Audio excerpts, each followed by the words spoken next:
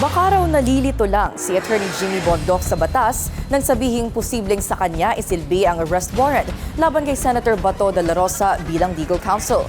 Ayon sa ilang abogado, severe conflict of interest ito.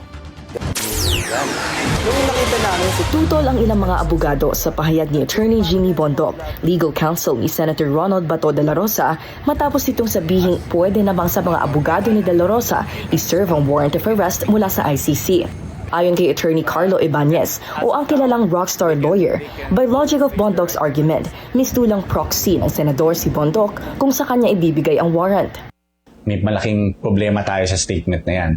Under Section 2, Rule 113 of the Rules of Court, arrest is made by actual restraint of the person to be arrested or by his voluntary submission to the custody of the person making the arrest. Personal daw dapat isineserve ang arrest warrant ng isang arresting officer dahil hindi gaya ng summons in civil cases, hindi raw ito basta papel na iniaabot lang. Ganito rin ang professional na opinyon ni Palace Press Officer and trial lawyer Claire Castro sa kanyang personal vlog. Saka, maliwanag mga clear, ang rules. Susunod mo yan sa tao na siyang nakalagay ang pangalan sa warrant of arrest. Hindi raw naman kasi abogado ang babasahan ng Miranda rights, kukuhanan ng fingerprint o mugshot, kaya hindi raw talaga maaari ang argumentong ito. Tanong ni Attorney Bondoc, bakit daw si dating Senador Antonio Trillanes pwede magpresentang mag-serve ng warrant pero silang mga abogado, hindi?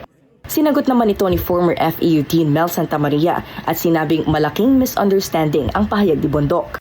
Assuming Trillanes was, quote, serving the warrant, tama raw naman na hindi ito ayon sa batas. Pero ang isang procedural error na iisang tao lang ang gumawa ay hindi rason para gumawa ng bagong rule ang isang abogado na pwedeng siya na lang ang kumuha ng arrest warrant at ibigay sa kanyang kliyente.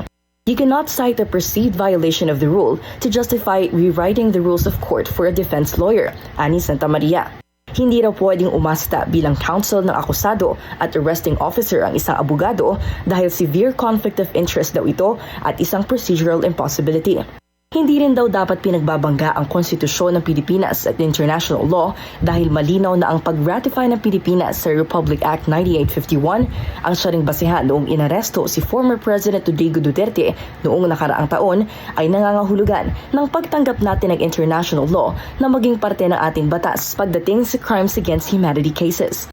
At dahil sa ngayon, wala raw nag-iimbestiga ng mga pandaigdigang krimen sa anumang fiscal court o office sa Pilipinas, masasabi ni Santamaria na walang expertise ang ating justice system para litisin ang mga ganitong kaso, dahilan para ipaubaya sa ICC ang kaso ni FPRRD at ngayon on the run na si Senator Bato. Para naman kay dating Justice Secretary Laila De Lima, tila confused si Attorney Bondoc between civil and criminal cases dahil wala sa batas ang pahayag nito. Anya, arrest is always in the nature of a forcible taking of the physical body of the person. Even in the case of a voluntary surrender, dapat daw talagang physically restrained ang isang pugante para mapigilang makatakas o maging bayolente.